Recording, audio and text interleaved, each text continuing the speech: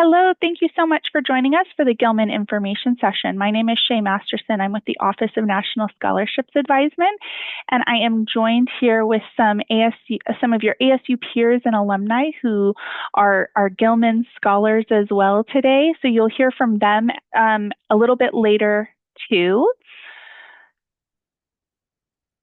Before we jump into all of the details, though, here's a brief overview of the agenda for today's session. So first, I am going to share with you a little bit about ONSA, so the Office of National Scholarships Advisement. That's the office that I represent here at ASU. For anybody who's not familiar with our office, I am going to just give a very, very brief overview of what we do.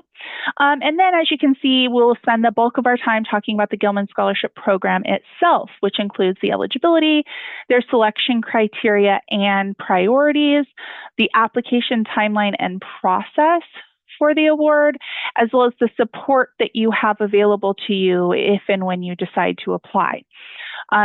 Amidst that is when you'll be hearing from some of your fellow Sun Devils about their experience with the Gilman program. And then we'll wrap up with some information about studying abroad as an ASU student, some things that are taken care of by the Global Education Office here at ASU. So a different office than what I represent, but we work closely together for a number of programs, Gilman being one of them.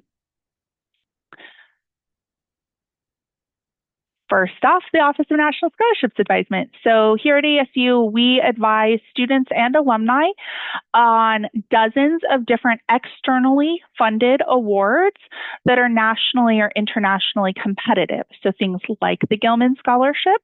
All of them are experiential, so they may help you study abroad, learn a language, do research, do some kind of leadership development in your field of interest. There are some things for pursuing graduate studies as well. So everything we advise on is more experiential than just general funding. And everything also does come with added benefits beyond just the very generous funding that it provides. So because these awards are so life-changing in terms of those who get selected and the opportunities they provide, it means that they're pretty competitive. Lots of people applying for them, few awards given out. So that's what our office focuses on, is helping you identify the awards that would suit your goals and needs. And then once you've decided to apply for any of them, like the Gilman Scholarship, will give you in-depth, full-service application guidance and support. So from beginning to end, answering basic questions like you might get today, to really spending a lot of time giving you guidance and tips on especially the written portions of the applications, reading your essays, giving you feedback on them, helping you put forth the strongest application possible. These last 2 points on the screen do not apply to the Gilman Scholarship, but they are things that our office takes care of, so I just want to hit on them briefly. If you apply for one of these dozens of awards that we advise on that does require an interview, again, Gilman does not, then we'll help you prepare for the interview as well. So again, that full service, full circle support around applying for any of these awards. And then there are a number of awards that require what's called nomination or endorsement from your university. That means you submit an application by a preliminary deadline. It is considered by a committee of staff and faculty from across the university, and they make the decision of who receives that nomination. We don't make that decision, but we do manage that process. So if you come across any awards that require university nomination or endorsement, then our office would manage that process as well, including supporting you through it. So in a nutshell, that's what our office does. We are located in Tempe, on the Tempe campus at ASU, but we serve, again, all of ASU, including alumni and our online students. So everything we do is provided at minimum as a hybrid option, but then also virtual. And everything we offer regarding Gilman specifically, because it's such a popular option across all of our campuses, we do provide virtually. So all of our advising, all of our feedback support, and as well as the information session like today is all offered virtually. That's what we're here for. Now let's talk about the task at hand for today's session. The Gilman International Scholarship Program was established in 2000 by an act of Congress and was named for former Congressman Benjamin A. Gilman in support of helping students study abroad, specifically students of limited financial means, which gets into the eligibility, which we'll touch on shortly. But Gilman and other Congress people felt that studying abroad was a really imperative opportunity for students in terms of developing their skills and abilities for the workforce and for the ever-evolving world. And they also saw it as a way to build mutual understanding between the United States and other countries, or between the citizens of the United States and citizens of other countries. So it's kind of a soft diplomacy effort through sending students abroad to be positive representations of America. So it kind of has that twofold mission: supporting students in developing their skills and abilities through study abroad experiences, but then also supporting U.S. diplomacy efforts through sending U.S. students that will be positive representations of America abroad to have those kinds of interactions and engagements with folks from other countries. So that's why the program exists.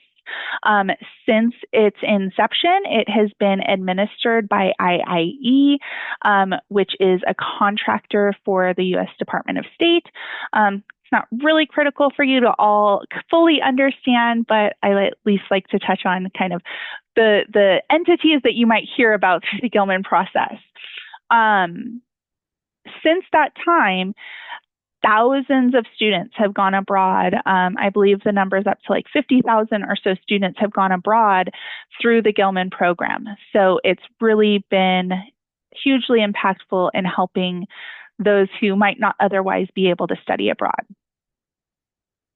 In terms of eligibility, most of the components are fairly basic. You do have to be an undergraduate student, both when you apply and when you go abroad. You have to be going abroad for a credit-bearing study or internship program. So there are global programs where they're virtual, or like ASU has a couple global programs that are domestic. Those are all great opportunities, also can help you develop your skills and abilities in meaningful ways. They wouldn't be funded by the Gilman Scholarship because you do have to actually physically be going abroad for your experience, and it does have to be credit bearing. Since this is funded by Congress and managed by the State Department, it is specifically for U.S. citizens or nationals of the country. And the limited financial means component comes in because you do have to be a federal Pell Grant recipient, not eligible, but actually receiving the federal Pell Grant. Again, either when you're applying or when you're studying abroad. Most individuals are receiving it for both of those terms, but it can vary. So that is the basic eligibility for the Gilman program. There's no minimum GPA. There's no major requirements. It's open to really anybody who fits within these 4 factors. There is a kind of a subset of the Gilman International Scholarship Program, which is the Gilman-McCain Scholarship. It is everything else that we talk about today is exactly the same between Gilman and Gilman-McCain, including the application itself. It's the same portal, the same deadline, all of that. But the eligibility does differ slightly. So in addition to being a U.S. citizen or national, being a current undergraduate student, and applying for a credit-bearing study or internship abroad program, you do have to be a dependent of an active duty military member. So that's either a spousal dependent or a child dependent of somebody who is active duty or activated in the U.S. Armed Forces. And then you don't have to be a Pell Grant recipient. You just have to be receiving any Title IV federal funding, which can be the Pell Grant, or it can be a number of other federal funds through that you would be deemed eligible through FAFSA. So I just note that in case you're here and you're like, but I'm not receiving a Pell Grant, but I do fit these other two qualifications. Still, the rest of the information all applies. So the benefits for the Gilman program are that you will receive up to $5,000 to cover all of your study abroad expenses. So that can be program tuition and fees, excuse me. It can be room and board, airfare, passport, vaccinations, supplies, books, really anything except for personal expenses. I do say up to because not everybody who's selected receives the full $5,000. That depends on your overall financial need for your study abroad program costs, as well as the strength of your application. I would say the average Gilman recipient actually receives about $3,000 or $3,500. Just keep that in mind. For Gilman McCain recipients, if you are selected for that award, that's kind of like part of the Gilman program, but slightly different. You would receive a base award of $5,000. So for Gilman in general, it's up to $5,000. For Gilman McCain, it is $5,000. From there, whether it's Gilman or Gilman McCain, there are two supplemental awards that can be tacked on to your base award. There's the critical need language supplement, which is for if you're studying one of 16 languages that the Gilman program has deemed of critical need to U.S. interests. If you're studying one of those languages as part of your abroad program, then you can apply for the supplemental award of $3,000. That would be added on to the base award if you're selected for Gilman.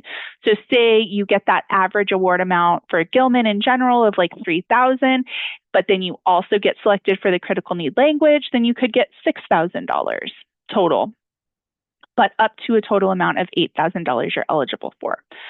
Additionally, if you're doing any kind of STEM coursework, research, or internship as part of your abroad experience, whether you're a STEM major or not, the STEM coursework, internship, or research has to be a part of your abroad program. You're eligible for an additional $1,000 supplemental award. So in total, you could potentially be eligible for up to $9,000 if you were both going to be doing a critical need language acquisition as well as STEM coursework. But most applicants are just applying for the basic Gilman scholarship. These aren't separate applications, but you do include additional essays as part of your application to be considered for these supplemental awards. At the very beginning, I said everything our office advises on comes with more than just the financial benefit, and Gilman is no different. So there's two kind of additional benefits with the Gilman program. The first one is non-competitive eligibility, or NCE, for federal employment. So if you have your sight set on applying for a federal internship or job after you study abroad, usually it has to be within a year of your study abroad experience, but you can apply for that to be extended. But if you have your sight set on applying for a federal internship or job, then the non-competitive eligibility kind of bumps you to the top of the list, right? So it makes them consider you along with other current federal employees if you meet the qualifications for that specific job posting. It's not going to help you at all if you apply for something that you're not qualified for, but as long as you do, then it kind of helps speed things along and gets you considered before a lot of other people. So that can be a huge benefit for people who are interested in interning or working with the federal government. And then regardless of that interest, everybody becomes a part of the Gilman Alumni Network. This is a network of not just Gilman alumni, but other alumni of other State Department exchange programs. So there's a number of programs through the State Department that send U.S. students to other countries at different stages of their academic journey for different reasons. Gilman is one of them, and all of those individuals have access to the alumni network that comes with just that, a network of folks that you can be affiliated with and connect with in a number of ways. It also comes with opportunities for attending conferences, applying for other awards, becoming a Gilman Alumni Ambassador. And without further ado, I will introduce our current Gilman Alumni Ambassador, who is from ASU. Jesus joins us a few years removed from his study abroad experience and his ASU experience. But while he was here at ASU as an undergraduate student, he had the opportunity to study abroad in China and is now a Gilman Alumni Ambassador who's tasked with promoting the Gilman program to others. So Jesus is joining us this evening, and I would like him to share a little bit about his Gilman experience and the benefits that he has reaped as a result of that. So, Jesus. Yeah, thank you, Shay, and thank you all for joining. My name's Jesus Mena. I studied abroad in China in 2016. So, like Shay said, a bit a while ago. And I studied in the summer period for 2 months, and I was doing both the internship aspect as well as the class abroad. So it was a faculty-led program. So I got the opportunity to do a twofold there. I got course credits as well as the internship that was also a requirement for my major, which was amazing to do that at my senior year.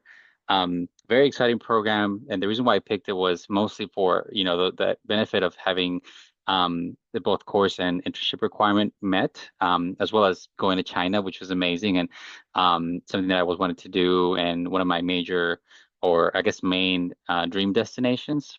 Um, so yeah, had a lot of fun and learned a ton. There was also a small sort of like a language class that we took as well, kind of like survival language course. So got that out of it as well.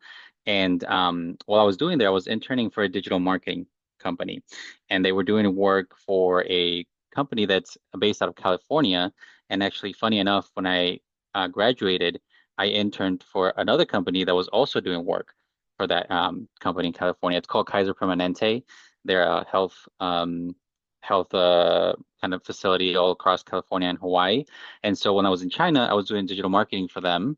And then when I came back, I was doing engineering design program drawings for them. So yeah, it was kind of neat how that connection came about, and I'm sure it helped me in my internship kind of selection process. So really thankful for that. But overall, I think it was a great experience for me.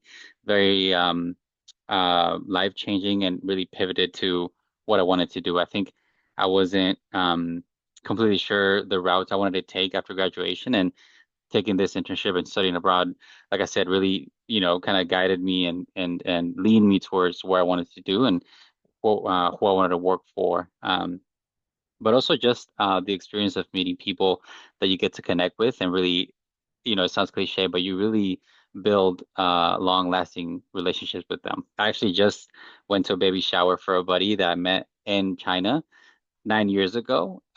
So, we're both 18, 19 when we did the program. Now he's having a baby and married. So, it's really wonderful to see that those friends that you make and have this life-changing experiences with stick around, right? And so, I highly recommend it. And um, some of these opportunities that you have during your study abroad program can not only help you while you're there, but also afterwards, and join in this network that Shay was talking about, and also become an ambassador like myself.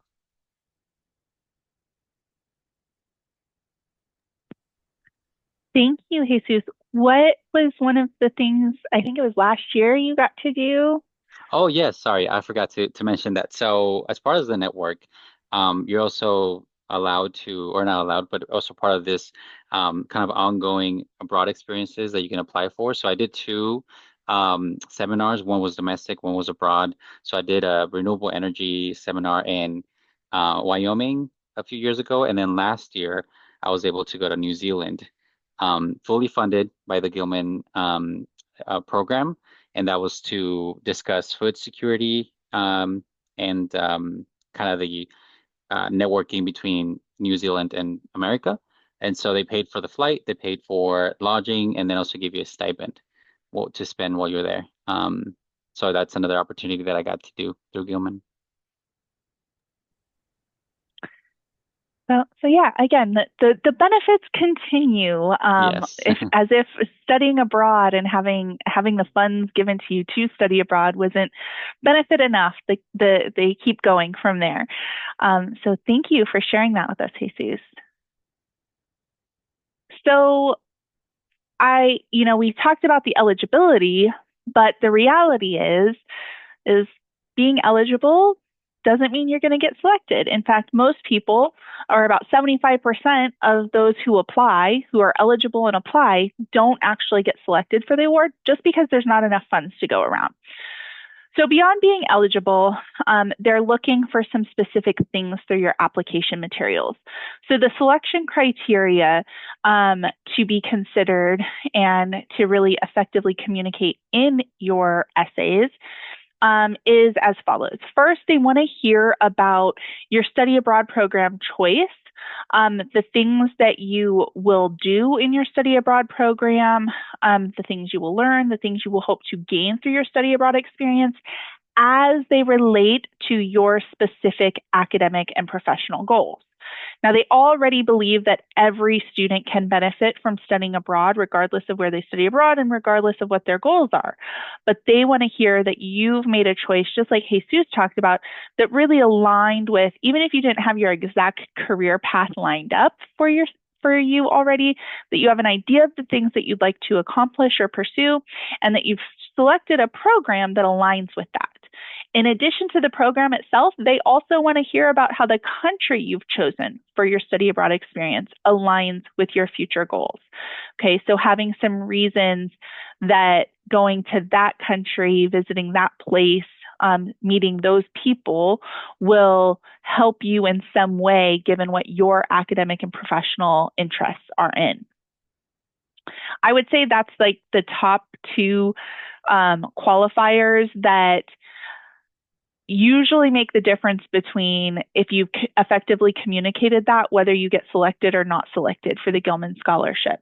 Again, everybody has reason to go abroad and can benefit from it, but if you can really make a clear case for how the destination and the program you've chosen benefits you and your specific goals, that's really going to set you apart in your application.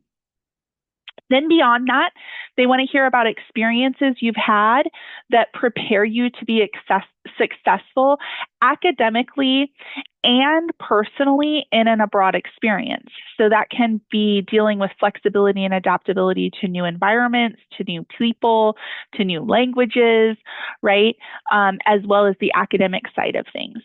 So speaking to the experiences and skills you have that have prepared you to be successful in the program that you've chosen and the destination that you've chosen. And then the last two have to do with your impact, both while you're abroad and upon your return. So on one side, they want to know how you're going to be a positive representation of America and Americans while you're abroad. So remember, I said that the Gilman program exists not just to send students abroad to gain this valuable experience, but also to be a citizen diplomat and be a positive representation and build mutual understanding between the U.S. and other nations. And so they want to hear about how you'll be that positive representation while you're abroad. And then lastly, they also want to hear about your plans to inspire others to also study abroad in the future upon your return. So they do expect you to do a project after your study abroad experience in which you will in some way inform and inspire others to study abroad and, if eligible, apply for the Gilman Scholarship when the time comes. So these are the main selection criteria that every applicant is considered based on, and what makes the difference between you becoming 1 in 4 who gets the Gilman Scholarship versus 3 in 4 who don't. Beyond the selection criteria, the program does have some priorities. What the priorities mean is if everything in the selection criteria column is kind of equal, right? So if there's two applicants that have both demonstrated a clear reason for their program choice and destination choice aligned with their goals, they have made it clear that they'll be prepared to be successful in an abroad experience, they're going to be a good representation of America, and they have a plan to inspire others to study abroad. But they don't have two more scholarships left. Then they'll go to these priorities and they'll kind of shift based on that. So the priorities are if you have not had previous study abroad experience at the college level. So if you've had international travel, that doesn't matter if you have or have not. If you've had study abroad experience that was before you were a college student, that also doesn't matter in this. But if you have not had any previous study in a college experience, then that would make you a priority over somebody who has had that experience already. Another priority is veterans. So those who have previously served in the armed forces. Not dependents of veterans. The Gilman-McCain is for dependents of active duty military members. A priority for the general Gilman scholarship is veterans themselves. Okay. So sometimes there's a little bit of crossed wires in understanding those two things. And then also they do want to see more students going to less common destinations for study abroad experiences or non-traditional destinations. So if you've chosen a destination that isn't as popular of a study abroad country or region, then you will have that priority status as well. This is typically anything outside of like kind of Western and Southern European countries, as well as like Canada, Australia, New Zealand. Pretty much anywhere else in the world is considered a priority destination for the Gilman program.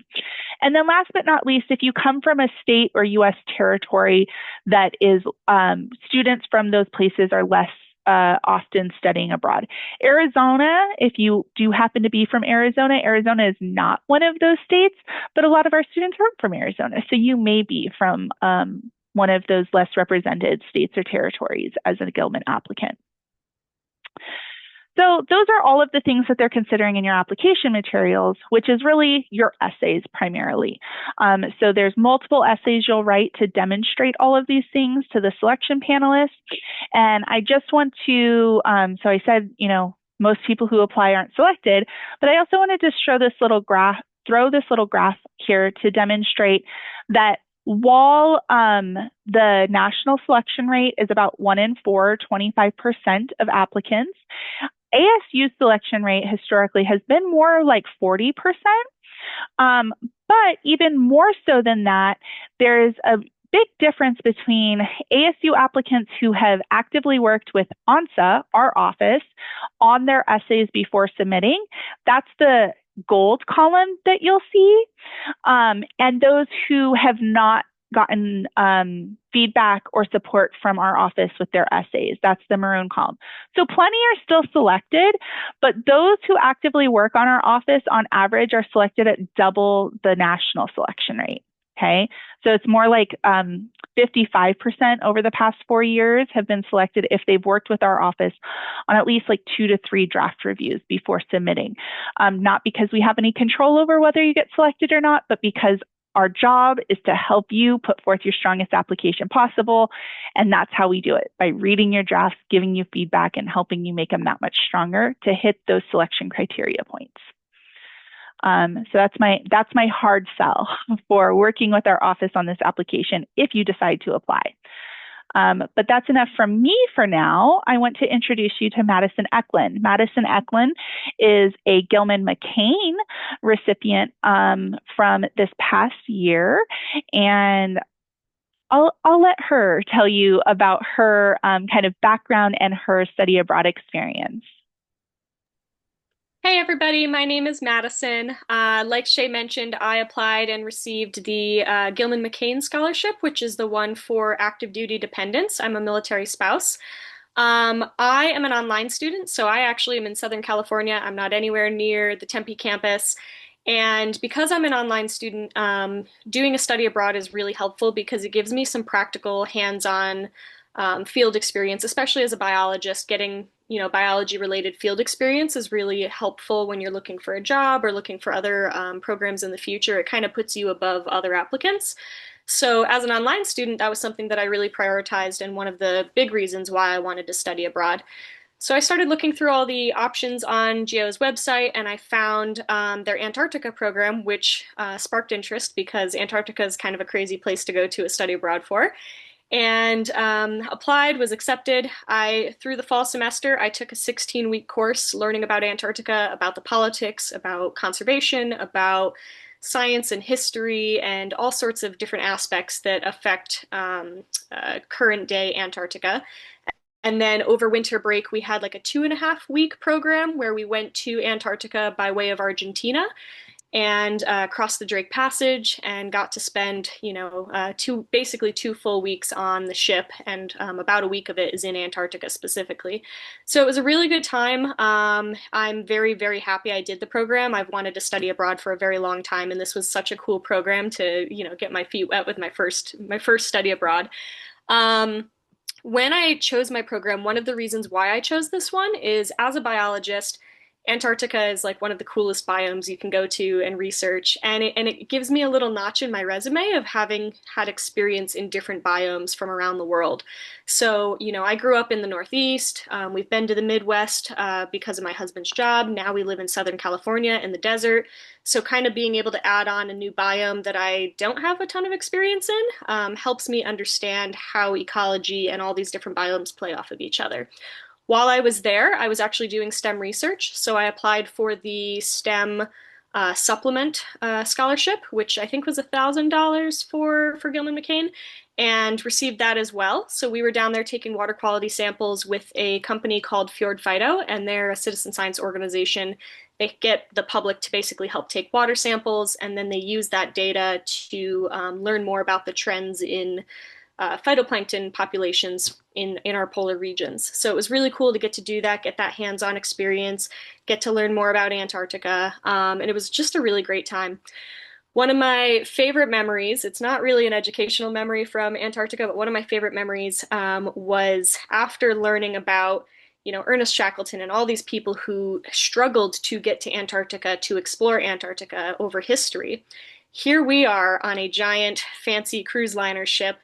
We're out enjoying the hot tub, a bunch of us ASU students in the middle of the night watching the midnight sun because you're there during December, which is their summer, so the sun never sets. We're out there in a hot tub, the boat to ourselves, and these orcas came up behind the ship and they were playing in the water and following our ship as we were in this middle of this super scenic, beautiful sound in Antarctica. It was just so surreal and kind of amusing because here we are, enjoying a hot tub, and Ernest Shackleton struggled to survive when he came here. But it was a very, very cool experience, very surreal. As far as how I approached my application, Shay and I have worked together on a couple of different applications. Gilman McCain is one of the ones I've been successful with. I set up a Google Docs and I shared it with her, and we just kind of bounced ideas back and forth, and she would give me edits and reviews. And personally, I said this on the last video, but personally, Shay is one of my favorite people to work with in ONSA. She's just really great with the feedback she gives, and she's super, super flexible with your schedule. So it's just a really great experience, and I highly recommend that if you're eligible, you should try to apply. Thank you so much, Madison. And I do really appreciate hearing that. I don't require it, but I appreciate it. So how do you apply? Hopefully you're all convinced by now. If not, we've got a little bit more to go, but how do you apply? Well, if you want to apply now, the application is open. It typically opens in the fall, in the middle of August, usually around the time that the semester begins. It was a little late this year, but it is open now. And the deadline is typically in the first week in October. This year, it's Friday, October 3rd. Um, so everything in your application has to be completed and submitted. So that includes your study abroad program details. So you do have to have a specific study abroad program in mind, and you have to include those details in your application. You have to include your unofficial transcripts. You have to include your basic academic background, like your institution, your major, your GPA, that kind of stuff. There is no minimum GPA, but they will look at it. And then the essays, which for every applicant is at least 4. But if you're applying for those supplemental awards, then it's an additional 1 or 2 essays, depending on which award you're applying for. So that's the bulk of the work on your application is those essays. And that all has to be done and submitted by October 3rd. Another component of the Gilman application is advisor certification. So it has to be certified by 2 advisors from ASU. One is your study abroad advisor, which even though you're hearing from me and you'll work with me on your essays, that's actually not me. It is the international coordinator from the Global Education Office who works with you on your specific program. So they're the ones that manage the application and all of the program details. So if you haven't already been in communication with the Global Education Office, we're going to talk a little bit about that more shortly. But that person is certifying that you are a good student, or you are a good student, you are an ASU student in good academic standing, and that the details of your study abroad program that you have supplied the application with are accurate. It also has to be certified by a financial aid advisor. This is somebody from the financial aid office. You do not need to meet with anybody in the financial aid office. I will send out further details to those who start their application about how to go about the financial aid certification. But this person is just essentially certifying that you're a Pell Grant recipient, which is part of the eligibility for the program. Then for the current cycle, notifications go out in early December. Typically, it's during the first week in December, but that's when the notifications go out. And for this current cycle, your study abroad program can be beginning anytime between December of this year and October of next year. Okay, so that includes a winter break program like the Antarctica trip Madison went on last year. It could be a spring semester program, a spring break program, a post-spring semester program, a summer program, a fall 2026 program, an academic year 2026-2027 program. The only thing is if your program will not begin until after October of next year, then you need to wait until a future cycle to apply for the Gilman Scholarship. There will be another cycle that will open in January and be due in March, and notifications will go out in May for that cycle. But in a nutshell, that's kind of how the timeline and the process works. Again, our office is here to support you with the bulk of that work on your part, which is the essay portion. But I do want to hand it over now to another one of your fellow Sun Devils, Kayla Radford, who is our most recent Gilman scholar joining us today. Just studied abroad this past summer in Ireland and is still currently here as an ASU student. Kayla, would you like to share with us a little bit about your experience? Yeah, hi guys. I went to Ireland during the post-spring session, and I chose the Taste of Ireland food and cultural tour. And the reason I chose to study abroad is because I'm a medical studies major, and I already have a lot of experience in the medical field. I currently work as a paramedic. So I wanted to get an experience that was new, and I didn't want to do like another internship in a hospital or patient care because I do that already. I wanted something that I could bring in to learning to be a PA. So I chose this program because it was run by 2 nutrition teachers, and it was a cultural tour as well. So we did a lot of museums, and we Really got to immerse ourselves like into Belfast and Dublin as well. We had a lot of time to like explore the city and meet new people. And honestly, that was probably my favorite memory was exploring the cities with everyone else I studied abroad with. We were a not very small group, but there was 10 of us and we were able to go and hang out every night and we went to pubs and had dinner and explored the city and went to museums and we just had a lot of fun. And I got to make a bunch of new connections. Um, and the thing that I applied during the spring session. So my notification that I got the award went out on May 1st, and I left for my trip or my study abroad on May 11th. So I had to get all of my paperwork and everything turned in within 10 days. Um, so getting all that paperwork, if you were planning on applying beforehand, is essential. So then if you're going on if you have a short time frame, you can get it all submitted and taken care of.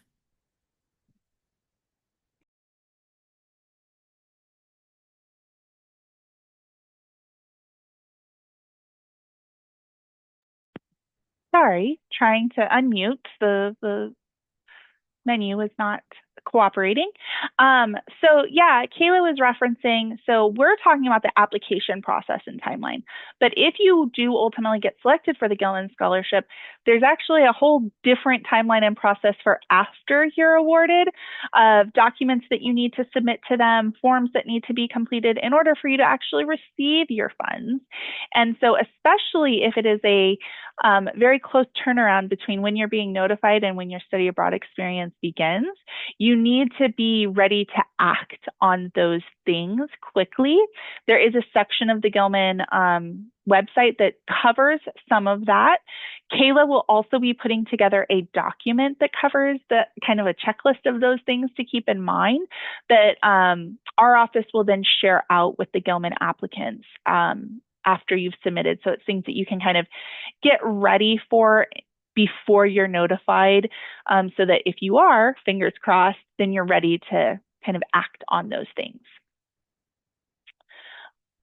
So you've heard from 3 Gilman alumni. Hopefully they've all convinced you you should be applying. So if you do want to apply for the Gilman Scholarship, here are your main next steps. First and foremost, you must select a study abroad program. You cannot apply successfully for the Gilman Scholarship if you do not have a study abroad program in mind. It's okay if you haven't already applied to it or already been admitted to it, but you do have to have one specific program selected. You also need to open and start your Gilman application. And then in terms of our office, to get started with help on the essays, you want to schedule a Gilman intake. I'm going to share shortly a QR code and a link to do that. But before I do, I want to talk briefly about study abroad program choices. So again, there's the Global Education Office here at ASU. Our office works closely with them on the Gilman Scholarship. It's the folks from their office that will serve as your study abroad advisor to certify your application in the Gilman portal. But if you are just getting started with the idea of studying abroad, you don't know when you're going to go, where you're going to go, what program you're going to go on, then you want to connect with the Global Education Office. There's over 300 programs offered through their office to ASU students, going to over 65 different countries. And they have programs that range from 1 week to 1 year. So you can go for as short of a time as like 7 to 10 days. I believe Kayla's trip was about that long. You can go for something that's slightly longer, maybe closer to a month. You could go for the full summer. You can go for a full semester or a full year. The possibilities are endless. If you want to start searching through those programs that are available, here is the database in the chat where you can find that. And you can filter if you have a particular region or a particular semester or term that you'd like to go abroad. So lots of different filters you can apply, but those are some major ones. In terms of the experiences you can have, there's general study abroad where you're going to be taking courses, either ASU courses while you're abroad or courses through another institution while you're abroad. That's what's traditionally known as study abroad. But then they also have internship programs like Jesus mentioned. So you can do an internship through your study abroad experience or your global experience. Some folks do research. Some folks do a combination of these things through their global education experience. And then some it's more service learning. So it might not be like a full internship, but it's something where it's more hands-on experience that you're getting through that program. And then there are some virtual global education experiences, but again, as it says, and as I said earlier, these are not Gilman eligible because you do have to actually be going abroad. But everything else on this section would qualify for the Gilman scholarship because they all are credit bearing. Basic eligibility to study abroad as an ASU student, you do have to have a minimum 2.0 GPA. Some programs have a higher minimum GPA, but if it's lower than that, you won't be able to study abroad as an ASU student. You got to wait till you bring that GPA up. No minimum GPA for Gilman, but for study abroad in general, there is minimum GPA, and for particular programs, it might be higher. Typically, you have to be a degree-seeking student. So if you're just if you're post-bac or if you're just taking some courses and you're not enrolled in a degree program, you're not typically eligible for study abroad. You do have to be in good academic standing. So not on probation or up for dismissal for any reason. And then there may be other requirements for particular programs, like there might be language requirements, although you can study abroad in nearly any place without having any language skills in the local language. Some programs do have language requirements though. Some programs do have specific courses that you have to have previously taken. And some are for specific majors or specific academic levels. Although generally speaking, you can usually go on a program, even if it's offered for like through a different academic college than yours, oftentimes you can still go on that program, but some are explicit to specific majors. So it's just important to make note of that when you're searching through those programs. What are the specific prerequisites or requirements for that program itself? Again, over 65 different countries you can go to as an ASU student through one of their programs. There are some, they've made this wonderful breakdown for us of the preferred destinations. So remember when I talked about Gilman before, they do have that preference, not requirement, but preference that you go to a non-traditional study abroad country. So that's what you'll see on the left-hand side. Again, that's pretty much anywhere like Asia, Africa, Central or South America, pretty Eastern Europe, pretty much anywhere besides Western Europe, Southern Europe, Canada, the UK, and Australia, New Zealand. But you can still go to those places as a Gilman Scholar. Again, it's just those are more common places, so you don't have that preferred destination kind of uplift on your application status. In general, there is another kind of sub eligibility requirement for the Gilman program and also for ASU study abroad in general. You're never going to be allowed to go to a destination that currently has a level 3 or 4 advisory through the State Department. So ASU isn't going to send you, and Gilman isn't going to send you to any destinations where it's currently deemed by the State Department unsafe to travel to. And this can be for any number of reasons. Oftentimes it's because of the, issues going on in that region or even in a specific city within a country sometimes. Maybe the country isn't at a level 4, but specific places within the country are. So that's important to keep in mind just with study abroad in general, but especially the Gilman Scholarship. There are program applications for studying abroad. So we've talked a lot about the Gilman application, but just to study abroad, there's also a program application. Depending on when that that program is going to be will determine when the application deadline is. So the next soonest one is for winter break, pre-spring, spring semester study abroad programs. So that's if you're planning to study abroad in like December, January, or for the whole spring semester. Okay, that deadline's September 25th. If it's something further from that, then it's a further out deadline. Full disclosure, summer programs, next fall and academic year programs, those applications mostly are not open yet. Those applications will be opening soon and the deadlines will be way further out.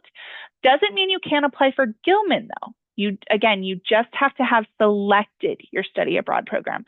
So even if that application isn't open yet or due soon, you can still apply for the Gilman program.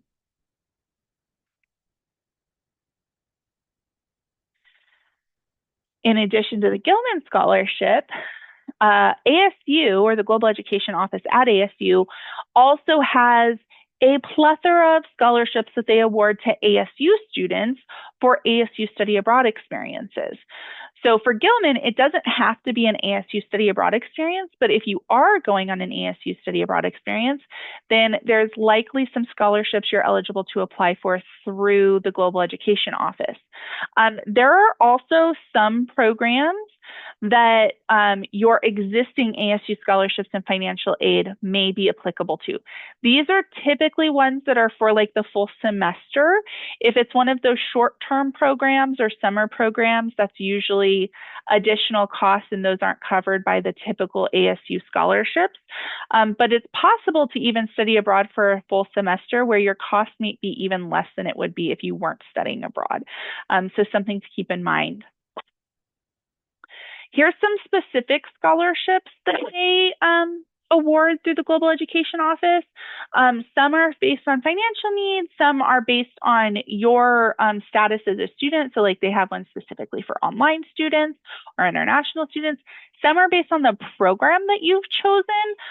So if you've chosen like the Global Flex program or programs to specific regions of the world, there may be different scholarships available, but here are some of the main ones that they provide. There's also some academic colleges that have their own scholarships if you're studying abroad through your academic college. It would still be through the Global Education Office as a whole, but if it's through your academic college, those scholarships are managed separately.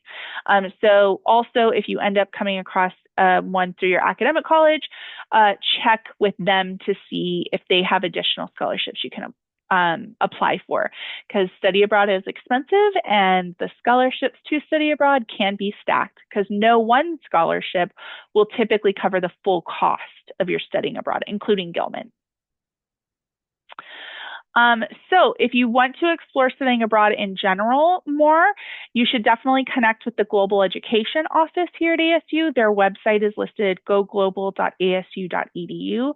They also have Study Abroad 101 sessions, which is like a more in-depth version of this last like 10 minutes that I've covered. And then they also have peer advisors, as well as international coordinators. That's kind of once you've selected your study abroad program, the person that'll manage that application process, answer your question, get you documentation for the Gilman scholarship taken care of. And they also have a financing workshop. So they talk about the Gilman scholarship. Well, they mention the Gilman scholarship, but they mention also a lot of other ways that ASU students fund their study abroad programs. So definitely check out those workshops if you need more. And then you can contact them as well at goglobal@asu.edu. So I've just given you a bridge kind of overview of studying abroad and the Global Education Office. But if you are going to study abroad, definitely connect with them sooner rather than later. So when it comes to Gilman application and studying abroad, two different departments are going to be critical to your success here at ASU. Global Education Office. If you have general study abroad questions, if you have questions or concerns about the study abroad application or timeline, or if you want to talk about the ASU study abroad scholarships, All of that you're going to go to the Global Education Office for. Also, those are the folks that are going to serve as your study abroad advisor to certify your Gilman application. When it comes to the Gilman application itself, the folks from the Global Education Office, that's really the only thing they're going to do, is going to be the certifying advisor. Then everything else regarding your Gilman application, questions or concerns you have, getting essay feedback, connecting with alumni like the ones you've met today, all of that you're going to come to our office, the Office of National Scholarships Advisement, or ONSA, here at ASU. So just to reiterate, your next steps are, first and foremost, select a study abroad program, which you're going to want to do with the Global Education Office. You're going to open a Gilman application. You don't have to be ready to complete the Gilman application, but the sooner you open it and kind of take a look at it, the better. And schedule a Gilman intake with my office through this QR code to go over more of the nuts and bolts of the application and really the essays. So that's where we break down the essays, what the essays are asking you for, and give you access to some resources that are available to you in working on those essays, as well as getting that draft review once you actually start working on those essays. Okay, so really, first and foremost, though, if you're going to apply for Gilman, you do need to select the study abroad program. Before that Gilman intake appointment, you should have already at least looked at study abroad programs and have a narrowed down list of programs that you're considering. Ideally, you've already selected one before we have an intake appointment, but you've at least looked and have like maybe 2 or 3 that you're deciding between. Okay. So if you have questions, feel free to contact me. My information is on the screen. That's also the link. I showed you the QR code. Now that's the direct link that you can schedule that Gilman intake appointment. I'll also be following up with the slides, the recording of today's session, and all of the relevant links in an email. That'll probably not be for a day or two. It takes some time for all of that, the video to get uploaded and ready, but that will all be coming to you soon. That ends our time for today. So I want to thank Jesus, Kayla, and Madison for joining us and sharing with you all about their amazing Gilman experiences. And I'm going to go ahead and stop our recording.